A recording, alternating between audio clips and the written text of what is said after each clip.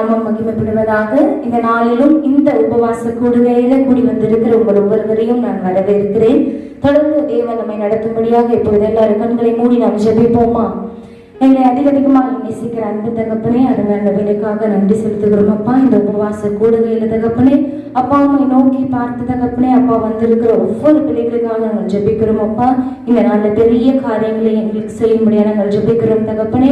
அப்பா நீர் எங்களுக்கு தகப்பனே அப்பா வெளியிறங்கமா இந்த நாள் எங்களுக்கு தகப்பனே பதிலளிக்க போறதுக்காக நாங்கள் நன்றி செலுத்துகிறோம் அப்பா. இதை குடும்பமாக தகப்பனே ஒவ்வொரு கண்ணைக்காக நாங்கள் எங்களை ஒப்புக் கொடுக்கிறோம், எங்களை தாழ்த்துகிறோம், வெறுமையாக்குகிறோம். முற்றிலுமாக நீரை ஆளுகை செய்யுங்கப்பா. முற்றிலுமாக உங்களுடைய கரங்களை எங்களை ஒப்புக் கொடுக்கிறோம். இயேசு நாமத்தில் நல்ல பிதாவே, ஆமென். ஹல்லேலூயா, ஹல்லேலூயா. வேதத்தில் ஒரு வசனம் உண்டு, காலைதோறும் அவருடைய கிருபைகள் புதுதினமாய் இருக்கிறது என்று. இந்த நாள்ல தேவனுடைய புது புது கிருபையால் ஒவ்வொரு நாளும் அவருடைய கிருபையால் நம்மை நிரப்பிக் கொண்டிருக்கிறார். எனவே முதல் பாடலாக அவருடைய கிருபையை குறித்ததான பாடலை பாடி தேவனுடைய நாமத்தை நாம் மகிமைப்படுத்துவோம்.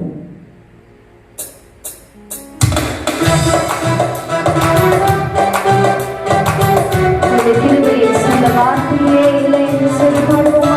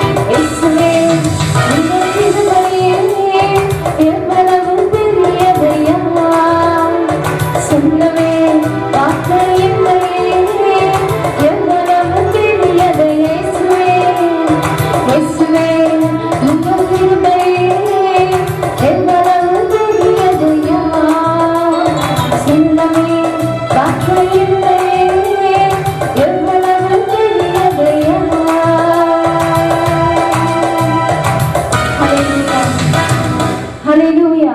நம்ம இப்படியாக ஒரு வசனம் ஒன்று வேதத்தில் எனக்கு ரொம்ப பிடிக்கும். அவருடைய உள்ளம் கை கைகளிலே தேவன் நம்மை பொறித்து வைத்துள்ள தேவன். இன்னொரு டிரான்ஸ்லேஷன்ஸ்ல எப்படியாக சொல்றாங்க, அவருடைய உள்ள கைகளை நம்மை செதுக்கி வைத்திருக்கிறாராம். ஸோ பாருங்க, அவருடைய உள்ள கைகளிலே நம்மை வைத்து ஒவ்வொரு நாளும் நம்மை பார்த்து கொண்டு இருக்கிற தேவன். நம்ம தான் நினைச்சிட்டு இருக்கோம் தேவன் நம்மளை மறந்துட்டாரு, நம்மளை கைவிட்டுட்டாரு, என்ன இப்படி நடக்குது என்று சொல்லி சோர்ந்து போகாதீங்க. நிச்சயமாக தேவன் அதற்கென்று ஒரு நாளை நமக்கு வைத்திருப்பார். ஹல்லேலூயா. பொழுது என்னோடு கூட சேர்ந்து என் உயிரான இயேசு, என் உயிரோடு கலந்தீர், என் உயிரே நான் உம்மை துதிப்பேன் என்ற பாடலை சேர்ந்து நாம் பாட போகிறோம். முற்றிலுமாக நம்மை அர்ப்பணித்தவர்களாய் இந்த நாள் முதற்கொண்டு தேவன் நமக்கு கொடுத்த இந்த ஜீவனுக்காக நன்றி செலுத்தி என்னோடு நீங்க கலந்திருக்கீங்கப்பா, உமக்கு நன்றி என்று சொல்லி இந்த பாடலை பாடி நம்முடைய ஆராதனை நிறைவு செய்வோமா?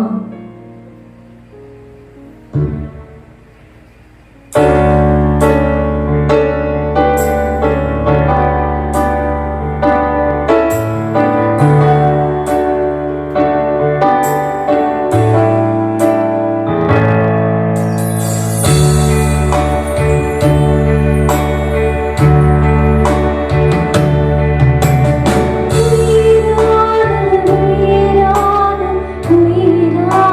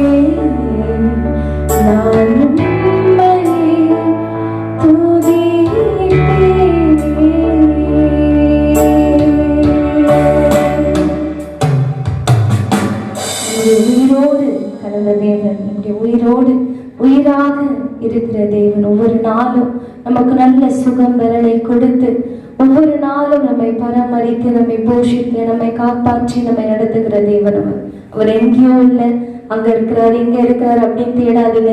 இல்ல வேத வசனத்தின் மூலமாக அவர் பேசுகிறார். ஆனா அதை விட அதிகமாக அவர் நமக்குள்ளாக அவர் இருக்கிறார். நமக்குள்ளே இருந்து நம்முடைய உயிரோடு கலந்து நம்மோடு கூட உறவாடி அசைவாடி கொண்டு இருக்கிற தேவன்.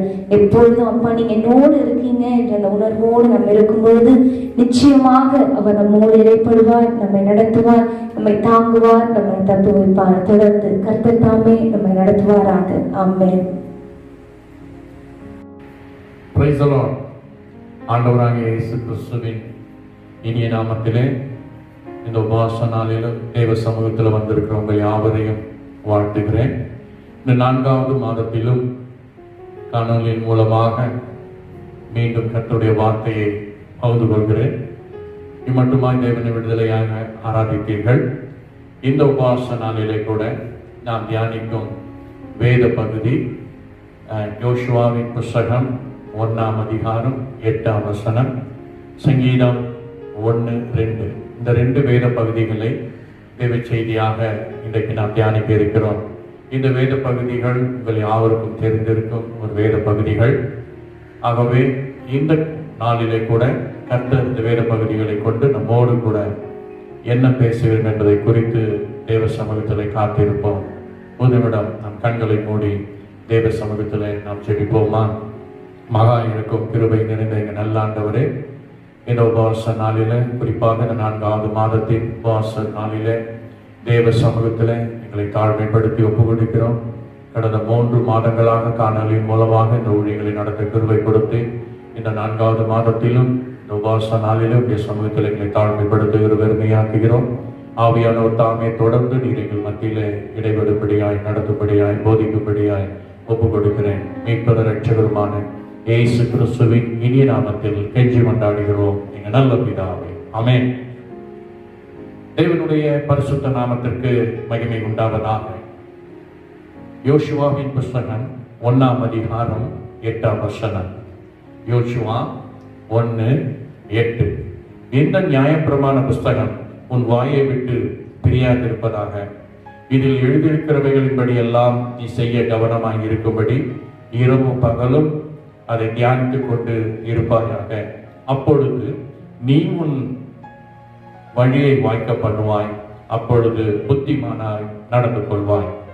சங்கீதம் 1:2. கர்த்தருடைய வேதத்தில் பிரியமாய் இருந்து இரவும் பகலும் அவருடைய வேதத்தை தியானமாய் இருக்கிற மனுஷன் பாக்கியவான்.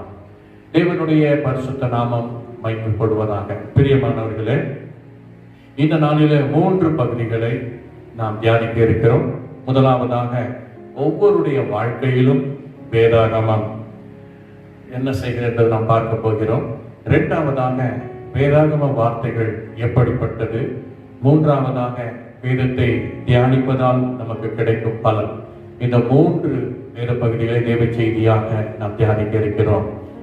கடந்த உபவாச ஜெபத்தில் ஆலயத்தின் நன்மைகளை குறித்து நாம் தியானித்தோம். ஆண்டவரே, இப்படிப்பட்ட ஆலயத்தின் நன்மைகளை பெற்றிருக்கிற நாம் இந்த நாட்களில், இந்த 3 மாதங்களாக மூடப்பட்ட நிலைமையில, அப்பா இந்த நன்மைகள் நாங்கள் பெற வேண்டும், நாங்கள் விடுதலையாய் ஆராதிக்க வேண்டும் என்று நாம் ஜெபித்திருக்கிறோம். இந்த நாட்களில் கூட சென்னை 4 மாவட்டங்கள் தடை செய்யப்பட்டிருந்தாலும் நாம் ஜெபித்திருக்கிறோம். நிச்சயம் நான் விசுவாசிக்கிறேன், நிச்சயமாக அந்த தடைகளை நீக்கி இம்மாதத்திலே நம்மை ஆராதிக்க வைப்பார். தேவன் விடுதலையாய் நாம் சபையை ஆராதிக்க போகிறோம். ஆகவே ஆலயத்தின் நன்மைகளை நாம் பெற்று அனுபவிக்கப் போகிறோம் என்ற விசுவாசத்தோடு இந்த நாளிலும் தேவனுடைய வேதாகமம், கர்த்தருடைய வார்த்தை எப்படிப்பட்டது, அந்த வார்த்தையை தியானிப்பதால் நமக்கு கிடைக்கும் நன்மைகள் போன்றவர்களை நாம் தியானிக்க இருக்கிறோம். இந்த கால வேளையிலே கூட தேவ சமூகத்தில் எல்லோரும் கர்த்தருடைய வார்த்தையை கவனமாக கேளுங்கள். முதலாவதாக நாம் தியானிக்க போகிறோம், ஒவ்வொருடைய வாழ்க்கையில் பரிசுத்த வேதாகமம் என்ற தலைப்பில் நாம் பார்க்க போகிறோம். ஒவ்வொருடைய வாழ்க்கையில பரிசுத்த வேதாகமம் எழுதிக் கொள்ளுங்கள். நீங்கள் வேதத்தில் பார்த்தீர்கள் என்றால், பிரியமானவர்களே, 1 பேதுரு புஸ்தகம் 2ஆம் அதிகாரம் 3ஆம் வசனத்தில் நீங்கள் பார்த்தீர்கள் என்றால், நீங்கள் வளரும்படி புதிதாய் பிறந்த குழந்தைகளைப் போல திருவசனமாகிய கலகமில்லாத ஞானப்பாலின் மேல் வாஞ்சையாயிருங்கள்.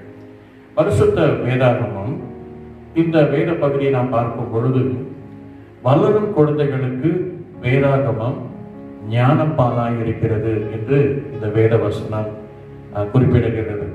ஆகவே ஒரு புதிதாய் பிறந்த ஒரு குழந்தை தாய்ப்பாலுக்காக எப்படி வாஞ்சித்து தாகிக்கிறதோ, அதே போல வளரும் குழந்தைகளுக்கு, ரட்சிக்கப்பட்ட பிள்ளைகளுக்கு, வளரும் பிள்ளைகளுக்கு இந்த வேதாகமம் ஞானப்பாலாய் இருக்கிறது என்று இந்த வேத வசனம் குறிப்பிடுகிறது.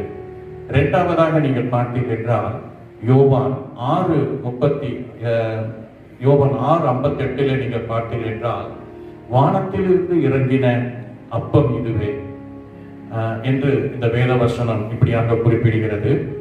வளரும் குழந்தை, இது இரண்டாவதாக இந்த வேதாகமம் வளர்கிறவர்களுக்கு, வளர்ச்சி அடைகிறவர்களுக்கு இந்த வேதாகமம் எப்படி இருக்கு என்று பார்க்கும். வேறு சொல்ல போனால் வாலிபர்களுக்கு இந்த வேத வசனம் அப்பமாக காணப்படுகிறது. தேவனுடைய பரிசுத்த நாமத்திற்கு மகிமை உண்டாவதாக. இன்னும் நீங்கள் வேதத்தில் பார்த்தீர்கள் என்றால், எபிரேயருக்கு எழுதின நிருபம் 5ஆம் அதிகாரம் 12ஆம் வசனம், எபிரேயர் 5:12 நீங்கள் பார்த்தீர்கள் என்றால், காலத்தை பார்த்தால் போதகர்களாய் இருக்க வேண்டிய உங்களுக்கு தேவனுடைய வாக்கியங்களின் மூல உபதேசங்களை மறுபடியும் உபதேசிக்க வேண்டியதாக இருக்கிறது. நீங்கள் பலமான ஆகாரத்தை அல்ல, பால் உண்ணத்தக்கவர்களானீர்கள் என்று வேதவசனம் சொல்கிறது. ஆகவே இது எதை வலியுறுத்து என்றால், வளர்ச்சி அடைந்தவர்களுக்கு இந்த வேதாகமம் எப்படி இருக்கின்றால் ஒரு சத்துணவு. நம்முடைய சரீரத்திற்கு எப்படி ஒரு சத்துணவுக்கு ஆரோக்கியமா இருக்கிறதோ, அதே போல வளர்ச்சி அடைந்தோருக்கு இந்த வேதாகமம் ஒரு சத்து உணவாக காணப்படுகிறது.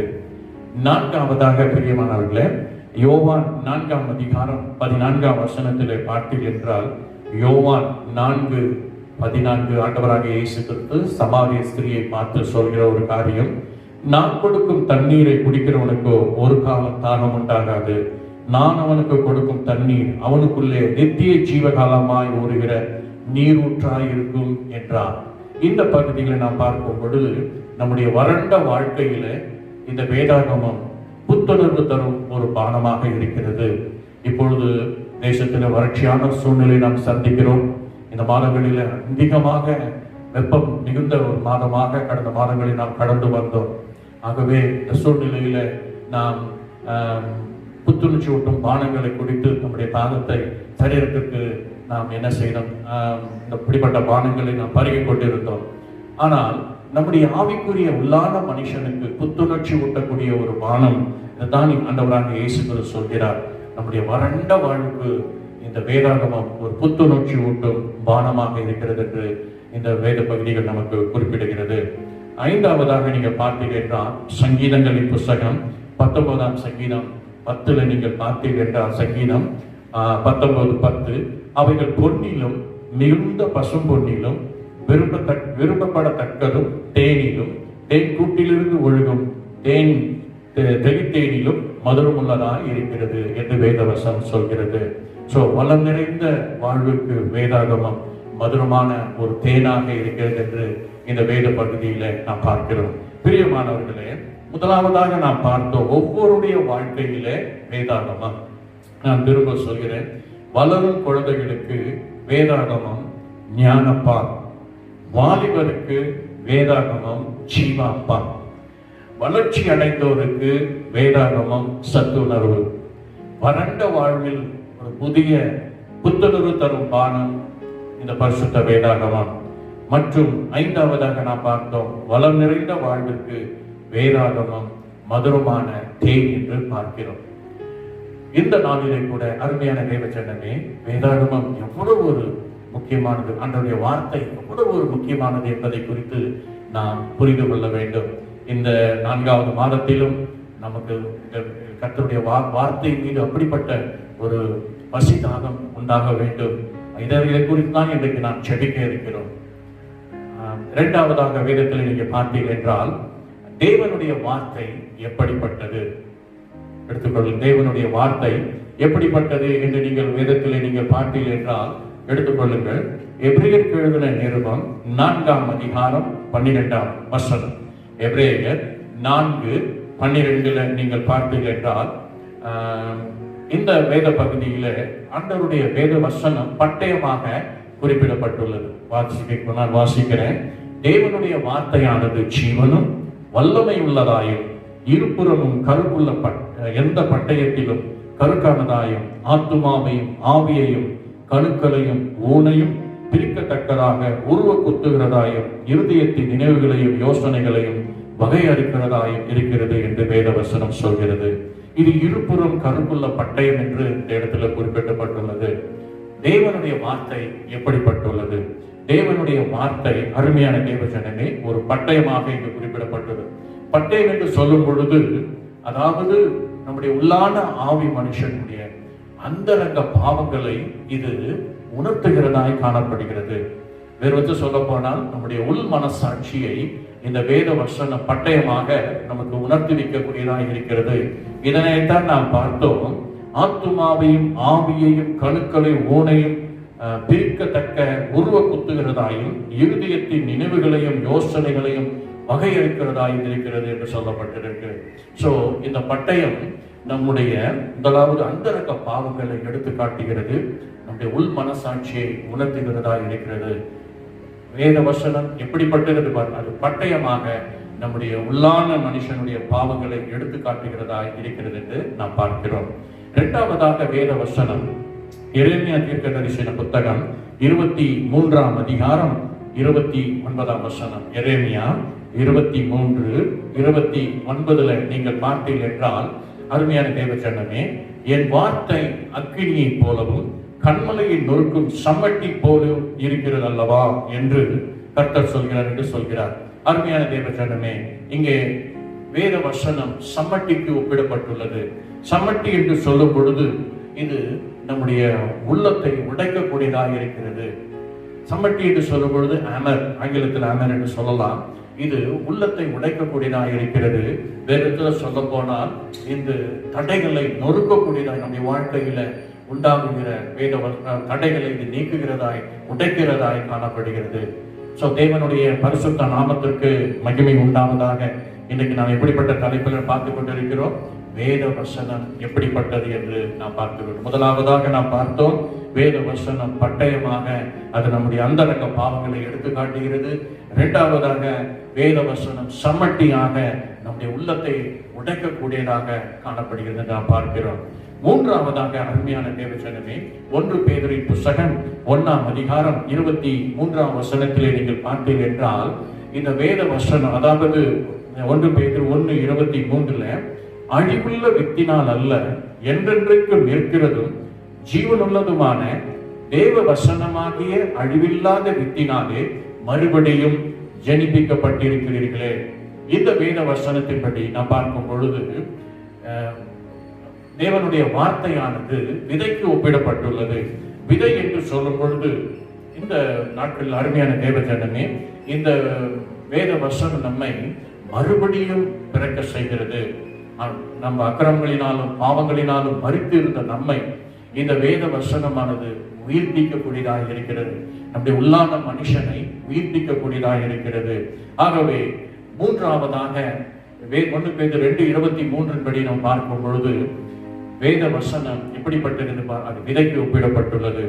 நான்காவதாக யாக்கோப்பு 1ஆம் அதிகாரம் 23 25 வசனங்களை நீங்கள் பார்த்தீர்கள் என்றால், வேத வசனம் கண்ணாடிக்கு ஒப்பிடப்பட்டுள்ளதை குறித்து நாம் பார்க்க இருக்கிறோம்.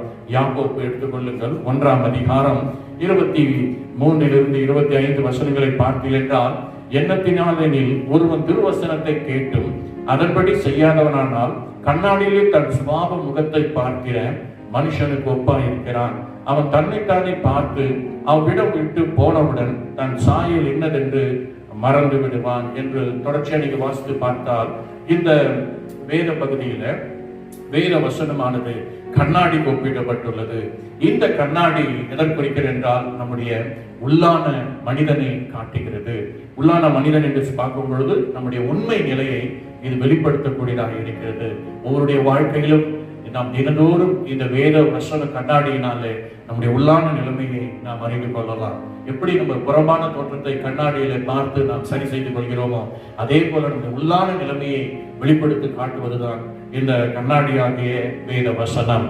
ஐந்தாவதாக நீங்கள் பார்த்தீர்கள் என்றால் எரேமியா தீர்க்க தரிசன புத்தகம் 23ஆம் அதிகாரம் 29ஆம் வசனம், எரேமியா 20ஆம் அதிகாரம், எரேமியா 20ஆம் அதிகாரம் 9ஆம் வசனம். இந்த ரெண்டு வேத பகுதிகளை நீங்கள் பார்த்தீர்கள் என்றால் வேத வசனம் அக்கினிக்கு ஒப்பிடப்பட்டுள்ளது.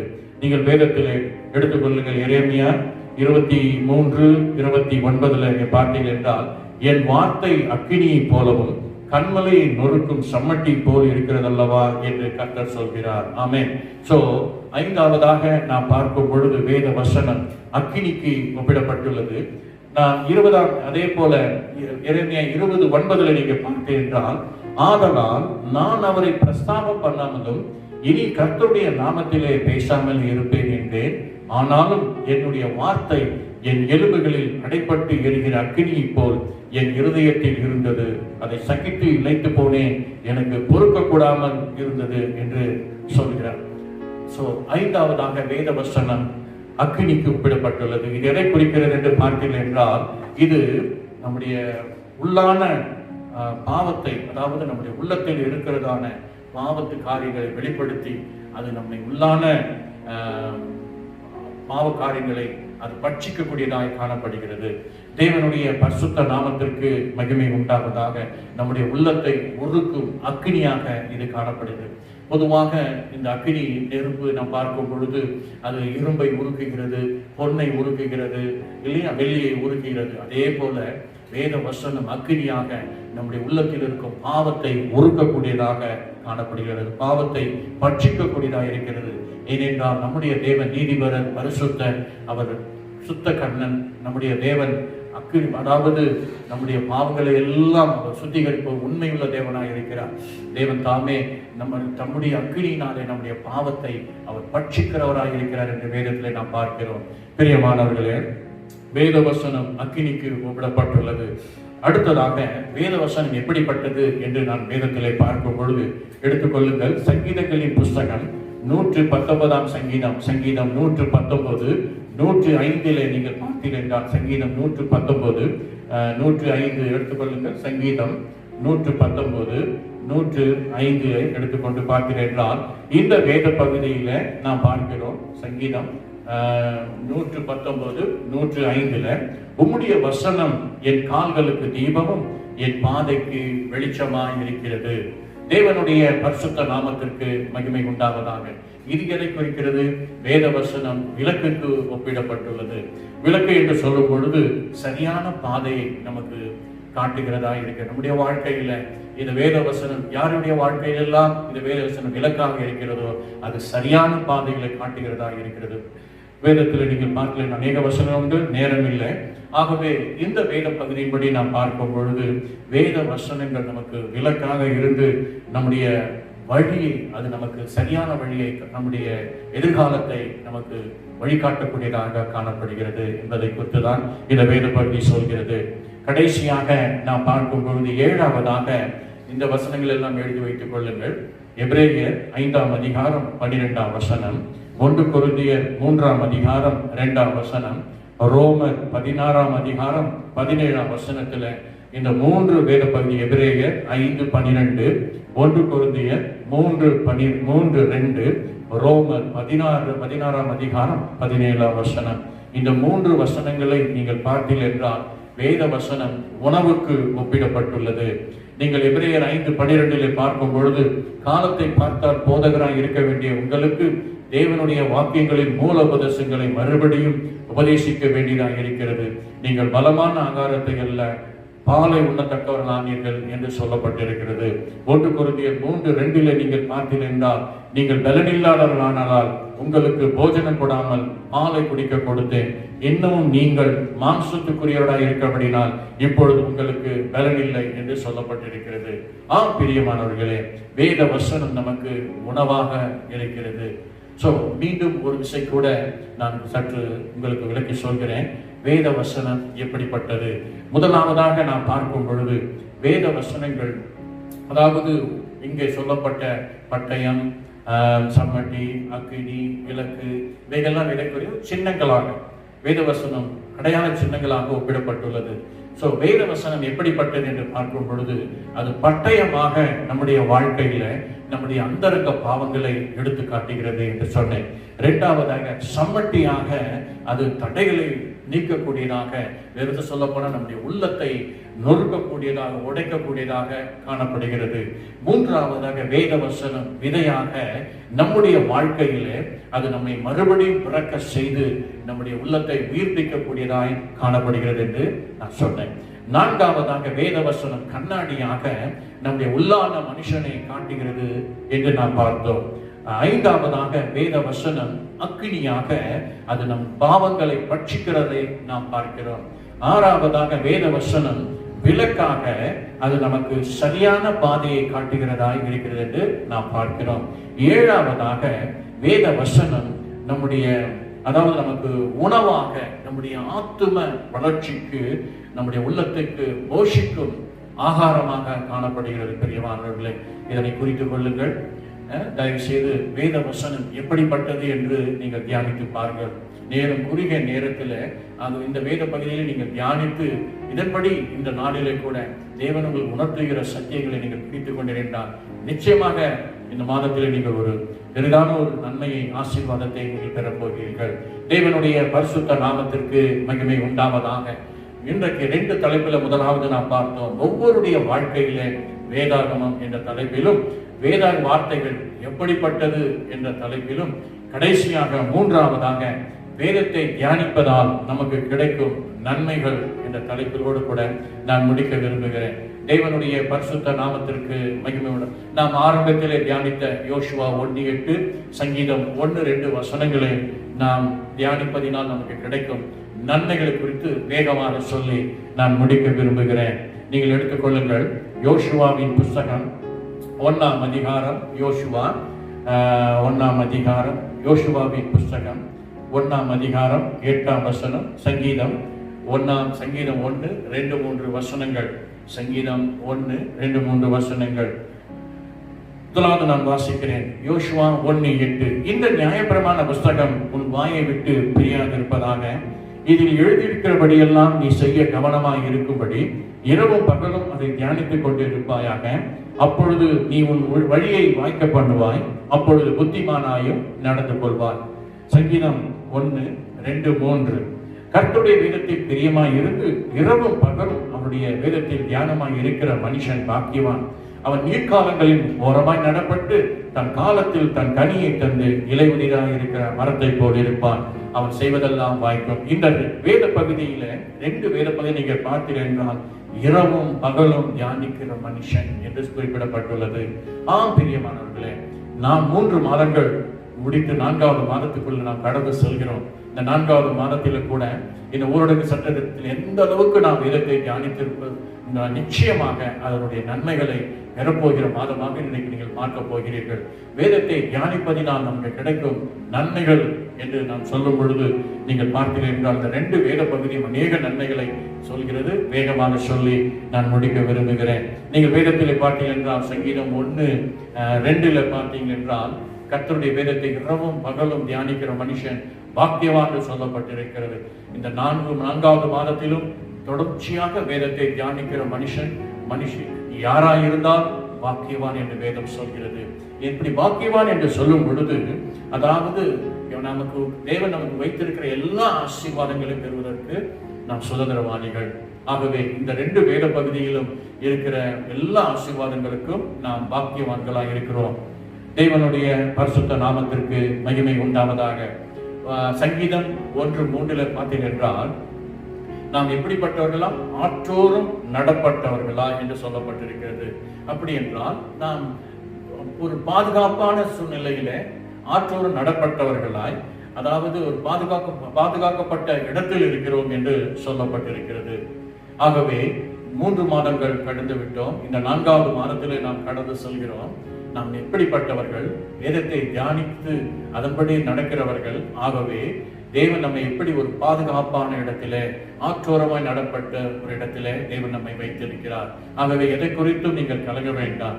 இதே சங்கீதம் 1:3 நிச்சயமாக இப்படி பாதுகாக்கப்பட்ட ஆற்றோர் நடப்பட்டதா பலன் தருகிறவர்களாய் இருப்போம். நிச்சயமாக நமக்கு பலன் உண்டு. ஒருவர் நினைக்கலாம், இந்த உலகத்துல நாம் வேலை செய்தால்தான் நமக்கு கூலி, ஒவ்வொரு நாளும் வேலைக்கு சென்றால் தான் நாம் சம்பாதிக்க முடியும் இல்லையா? இப்படிப்பட்ட காரியங்கள் நாம் அறிந்திருக்கிறோம். இந்த நாம் ஊரடங்கு சட்ட திட்டங்களினாலே 4வது மாதத்துக்குள் நாம் கடந்து சென்றிருக்கிறோம். இந்த 4 மாதங்களில் அருமையான தேவ ஜனமே, நீங்கள் இரவும் பகலும் வேதத்தை தியானித்திருப்பது உண்மை என்றால் நிச்சயமாக தேவன் தம்முடைய பிள்ளைகளுக்கு ஆற்றோரும் நடப்பட்டு பாதுகாப்பா இருக்கிற நமக்கு பலன் தருகிறவராய் இருக்கிறார். இது பலன் தருகிற ஒரு மாதம். எதை குறித்து நீங்கள் கலங்க வேண்டாம். இதே சங்கீதம் 1:3 பார்த்தீர்கள் என்றால் ஒரு பசுமையான ஒரு வாழ்க்கை. ஆகவே நீங்கள் நினைக்க வேண்டாம், ஐயோ நான் என்ன செய்ய போகிறேன் என்று. தேவன், அதாவது மனுஷன் அப்பத்தினால் மாத்திரமல்ல, தேவனுடைய வாயிலிருந்து புறப்படுகிற ஒவ்வொரு வார்த்தையினாலும் பிழைப்பான் என்று வேதம் சொல்கிறது. ஆகவே பசுமையான ஒரு வாழ்க்கை தேவன் நமக்கு வைத்திருக்கிறார். அது இந்த 2 வேத பகுதிகள், யோசுவா 1:8, சங்கீதம் 1:2-3 ஒப்பிட்டு பார்க்கும்பொழுது தேவ பிள்ளைகளுக்கு ஒரு பசுமையான ஒரு வாழ்க்கை உண்டு வேதத்தை தியானிப்பவர்களுக்கு. 5வதாக நீங்கள் பார்த்தீர்கள், இதே சங்கீதம் 1:3 ஒரு புத்துணர்ச்சியோடு கூட அல்லது புத்தியோடு கூட வாழ்கிறான் என்று சொல்லப்பட்டிருக்கிறது. புத்திமானாய் நடந்து கொள்வாய் என்று வேதத்தில் யோசுவா 1:8 சொல்லப்பட்டிருக்கிறது. புத்தியோடு வாழ்கிறவன் என்று சொல்லப்பட்டிருக்கிறது. அது மாத்திரமல்ல, இதே சங்கீதம் 1:3 பார்க்கும் பொழுது புகழ்ச்சியோடு வாழ்கிறான். ஆகவே இந்த வேத பகுதிகளெல்லாம் பார்த்தீங்கன்னா he is a successful, அவன் காரியங்கள் வாய்க்கும் என்று வேதம் சொல்லப்பட்டிருக்கிறது. இப்படிப்பட்ட ஒரு பிளஸிங்ஸ் தேவனுடைய வார்த்தையை தியானிப்பவர்களுக்கு தேவன் இப்படிப்பட்ட ஒரு வாசியம், பாக்கியவான், அவன் ஆசீர்வாதங்களுக்கு பாக்கியவான். அது மாத்திரமல்ல, ஆற்றோரும் நடப்பண்ணப்பட்டவன், பாதுகாக்கப்பட்ட இடத்தில் வைத்திருக்கப்பட்ட பலன் தருகிறவன். அது மாத்திரமல்ல, பசுமையாக வாழ்கிறான். அது மாத்திரமல்ல, புத்தியோடு வாழ்கிறான். அது மாத்திரமல்ல, புகழ்ச்சியோடு வாழ்கிறான். அது மாத்திரமல்ல, அவன் செய்வதெல்லாம் வாய்க்கும். He is a successful. ஆகவே நீங்கள் கலங்கி, ஒருவேளை நாம் இப்படிப்பட்ட சூழ்நிலை இருக்கலாம். இந்த 4வது மாதத்திலும் இப்படியாக சூழ்நிலைகள், இந்த ஜூன் மாதமும் நமக்கு ஊரடங்கு சட்டம் ஊரடங்கினாலே நான் வேலைக்கு போக முடியாத சூழ்நிலை இருக்கிறது, நான் என்ன செய்வேன் என்று கூட நீங்கள் கலங்கி இருக்கலாம். ஆனால் தேவனாகிய கர்த்தர் சொல்கிறார், இந்த 3, அதாவது வாக்குத்தத்த செய்திபடி 3 விதமான ஆசீர்வாதங்கள் தேவன் நமக்கு. வேதாகமம் நாம் பார்த்தோம், ஒவ்வொருடைய வாழ்க்கையில் வேதாகமம், தேவனுடைய வார்த்தை எப்படிப்பட்டது, வேதத்தை தியானிப்பதால் நமக்கு கிடைக்கும் நன்மைகள் என்று சொல்லி இந்த 3 தலைப்பில் வேகமாக சொன்னேன். புரிந்து கொண்டிருக்கிறீர்களா? இதை தியானித்து பாருங்கள். நிச்சயமாக தேவன் தம் ஜனத்தை ஆசீர்வதிக்கிறார். பிரியமானவர்களே, இந்த 3 தலைப்பிலே நீங்கள் வேதத்தை நீங்க பார்த்தீர்கள். கடந்த வாரத்துல ஆலயத்தின் நன்மைகளை குறித்து சொன்னேன். நம்முடைய ஆலயம் திறக்கப்பட வேண்டும் என்று நாம் ஜெபித்தோம். ஜெபித்தபடி இந்த தேசத்தில் அநேக பகுதிகள், அதாவது பாதிக்கப்பட்ட மாவட்டங்களை தவிர மற்ற இடங்களில் எல்லாம் வழிபாடு தலங்கள் திறக்கலாம் என்று சொல்லப்பட்டு செய்தியை கேள்விப்பட்டு மிகுந்த மகிழ்ச்சி அடைந்தேன். ஆனாலும் இப்பொழுது நாம் இருக்கிற பகுதிகள், பாதிக்கப்பட்ட பகுதிகள், எந்த பகுதிகளிலும் தேவன் நாம் ஜெபித்திருக்கிறோம். இதுதான் உபவாச ஜெபம். கர்த்தர் வேண்டி வழிவாசலை திறந்து இந்த மாதத்திலே நாம் தேவனை விடுதலையாய் ஆரை கர்த்தர் கிருபை தருவாராக. தொடர்ந்து ஆலயத்தின் நன்மைகளை நாம் பெற்று அனுபவிக்க நாம் ஜெபித்தோம். நிச்சயமா அந்த நன்மைகளை நாம் பெறுவோம். இன்றைக்கு நம்முடைய ஆலயத்திலே தேவன் நமக்கு கொடுத்திருக்கிறதான, அதாவது நம்ம கையில் இருக்கிற வேதாகமம், தேவனுடைய வார்த்தை, ஒவ்வொருடைய நம்முடைய வாழ்க்கையில் அந்த வேதாகமம் எப்படி இருக்கிறது என்றும், இந்த தேவனுடைய வார்த்தை நம்முடைய வாழ்க்கையில் எப்படிப்பட்டது என்றும், 3வது இந்த வார்த்தையை தியானிப்பதால் நமக்கு கிடைக்கும் நன்மைகளை குறித்து நாம் பார்த்தோம். ஆகவே இந்த வாரம் அதற்காக தான் ஜெபிக்க போகிறோம். ஆண்டவரே, இந்த வேதாகமம் எங்களுடைய வாழ்க்கையில் இப்படியாக இருக்கிறது, உங்களுடைய வார்த்தை உங்களுடைய வாழ்க்கையில எப்படி எப்படிப்பட்ட உங்களுடைய வார்த்தை எங்களுடைய வாழ்க்கைக்கு எவ்வளவு ஒரு நன்மையானது என்பதை குறித்தும் நாங்கள் அறிந்து கொண்டோம் என்று சொல்லி தெய்வ சமூகத்தில் ஒப்புக்கொண்டு ஜெபிக்க போகிறோம். நீங்கள் உபவாசித்து ஜெபிப்பீர்கள் என்றால் நிச்சயமாக இந்த ஜீவ மன்னாவை, இந்த ஜீவ அப்பத்தை நாம் மீண்டுமாக ஆலயத்தில் புசிக்க போகிறோம். ஆகவே கடந்த 3 மாதங்களாக திருவிருந்து எடுக்காமல் இருக்கலாம். இந்த 4வது மாதத்தில் கண்டிப்பாக கர்த்தர் திருவிருந்து எடுக்க கர்த்தர் நமக்கு கிருபை தருவாராக. வழிபாடு தலங்கள் முடக்கப்பட்ட சூழ்நிலையிலும் கர்த்தர் திறந்தருவாராக. ஜெபிப்போம். நிச்சயம் கர்த்தர் பெரிய காரியங்களை செய்வார். எல்லோரும் கண்களை மூடி தேவ சமூகத்திலே நாம் ஒரு நிமிடம் எல்லோரும் கண்களை மூடுவோம். எல்லோரும் தேவ சமூகத்திலே காத்திருப்போம். அருமையான தேவ ஜனமே, இந்த நாளிலே கர்த்தர் உங்களோடு கூட பேசிக் கொண்டிருக்கிறார். இந்த உபவாச ஜெபத்திலே கடந்த வாரம் நாம் ஜெபித்தோம். ஆண்டவரே, எங்கள் வழிபாட்டு ஸ்தலங்கள் திறக்கப்பட வேண்டும். கர்த்தர் திறந்திருக்கிறார். அதே போல ஆண்டவரே, இந்த வழிபாட்டு ஸ்தலங்களிலே அப்பா உம்முடைய வார்த்தையை நாங்கள் கேட்க வேண்டும், உம்முடைய வார்த்தையை நாங்கள் அறிந்து கொள்ள வேண்டும், உம்முடைய வார்த்தையை நாங்கள் தியானிக்க வேண்டும், எங்களுக்கு வேண்டிய வானத்து மன்னாவை நீ தர வேண்டும் என்று சொல்லி வாஞ்சித்து கேட்போம். இந்த நாளிலே கூட வேதாகமம் நம்முடைய வாழ்க்கையில, நம்முடைய வாழ்க்கை அவருடைய வார்த்தை நம்முடைய வாழ்க்கையில் எப்படிப்பட்டதாகவும், இந்த வேதத்தை தியானிப்பதால் நமக்கு கிடைக்கும் நன்மைகளை குறித்தும், அது இந்த சத்தியங்கள் ஒரு நம்முடைய உள்ளத்தை பாரப்படுத்தி இந்த சத்தியங்கள் படி கர்த்தாவே எங்களை நீங்கள் ஆசீர்வதிங்கப்பா. நாங்கள் இந்த சத்தியங்கள் படி இந்த வார்த்தையை நாங்கள் பெற்றுக்கொள்ள வேண்டும் எங்கள் ஆலயத்தில் என்று சொல்லி ஒரு தாகத்தோடு கூட நீங்கள் காத்திருங்கள். நாம் செபிப்போம். மகா இரக்கம் கிருபை நிறைந்த எங்கள் நல்ல ஆண்டவரே, இந்த உபவாச நாளில் 4வது மாதத்தின் உபவாச நாளிலும் திருச்சபை விசுவாசிகளாய் குடும்பங்களாய் இந்த சமூகத்தில் நாங்கள் காத்திருக்கிறோம். மகிமையின் தேவன் தாமே இந்த கால வேளையிலே கூட கேட்ட இந்த சத்தியத்தின்படி ஒவ்வொருவரையும் நீர் ஆசீர்வதிப்பீராக. எங்களுடைய வாழ்க்கையில் வேதாகமம் ஆம் ராஜா, எங்களுடைய வாழ்க்கையில் உடைய வார்த்தை எப்படிப்பட்டது என்றும் உடைய வார்த்தையை நாங்கள் தியானிப்பதினால் எங்களுக்கு கிடைக்கும் நன்மைகளை குறித்து நாங்கள் தியானித்தோம். தேவன் தாமே இந்த 3 மாதங்களும் அப்பா உடைய வார்த்தையை தியானித்து 4வது மாதத்திலும் உடைய வார்த்தையை தியானிக்க உடைய பிள்ளைகளுக்கு சொல்லப்பட்ட நன்மைகள் ஒவ்வொரு வாழ்க்கையிலும் கடந்து வரட்டும். ஆசீர்வதியும். ஒருவேளை இதுவரைக்கும் செபிக்காதவர்கள் இன்னைக்கு ஒப்பு கொடுத்திருப்பார் என்றால் அவர்களையும் புதுப்பியும். அவர்களையும் வேத வசனத்தின்படி மனுஷன் அப்பத்தினால் மாத்திரமல்ல தேவனுடைய வாயிலிருந்து புறப்படுகிற ஒவ்வொரு வார்த்தையினாலும் பிழைப்பான் என்ற வாக்குத்தத்த வசனத்தின்படி ஆசீர்வதியும். இந்த உபவாச நாளிலே கூட ஆண்டவரே, மனுஷன் முகத்தை பார்க்கிறார், நீரோ இருதயங்களை பார்க்கிறீர். ஒவ்வொரு விசுவாச குடும்பங்களையும் தொடுவீராக, ஒவ்வொருடைய தேவைகளை சந்திப்பீராக, ஒவ்வொருடைய கண்ணீரை துடைப்பீராக.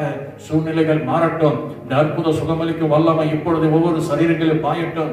யாரெல்லாம் அப்பாவுடைய சமூகத்திலே தெய்வீக சுகத்துக்காய் காத்திருக்கிறார்களோ, விடுதலைக்காய் காத்திருக்கிறார், அவர்கள் எல்லோருக்கும் இப்பொழுது இந்த அற்புத சுகமளிக்கும் வல்லமை இந்த சரீரத்தில் பாய்படி ஒப்புக்கொண்டு ஜெபிக்கிறேன். ஆசீர்வதியும். இந்த ஜூன் மாதத்திலும் இந்த 4வது மாதத்தின் உபவாச கூட்டத்தை நடத்த அந்த கிருபைக்காய் ஸ்தோத்திரிக்கிறோம். இந்த காணொலியின் மூலமாய் தேவ சமூகத்தில் உபவாசித்து காத்துக் கொண்டிருக்கிற ஒவ்வொரு பிள்ளைகளையும் ஆசீர்வதி. தொடர்ந்து நாங்கள் உபவாசிக்கிறோம் அப்பா.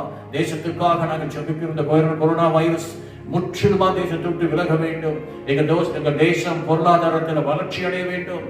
எங்கள் தேசத்தில் நிலவுகிற எல்லா உணவு பற்றாக்குறைகளை நீங்கி அப்பா தேவன் தாமே தேசத்திற்கு சேமத்தை அருள வேண்டும். நாங்கள் எதிர்பார்க்கிற இந்த எழுப்புதல் மிக விரைவில் எங்கள் தேசங்களிலே திருச்சபைகளில் கொண்டு வருகிறதற்காக ஸ்தோத்திரம். ஆசீர்வதியும். பலப்படுத்துங்க. எல்லாவற்றையும் நேச கரத்தில் ஒப்புக்கொண்டு ஜெபிக்கிறோம். மீட்பர் இரட்சகருமான இயேசு கிறிஸ்துவின் இனிய நாமத்தில் கட்சி மன்றாடுகிறோம் எங்கள் நல்ல பிதாவே. ஆமென், ஆமென். நம்ம எல்லாரும் சேர்ந்து சொல்வோம். என் ஆத்துமாவே கர்த்தரை ஸ்தோத்திரி, என் முழு உள்ளமே பரிசுத்த நாமத்தை ஸ்தோத்திரி. என் ஆத்துமாவே கர்த்தரை ஸ்தோத்திரி, அவர் செய்த சகல உபகாரங்களையும் மறவாதே. ஆமென், ஆமென்.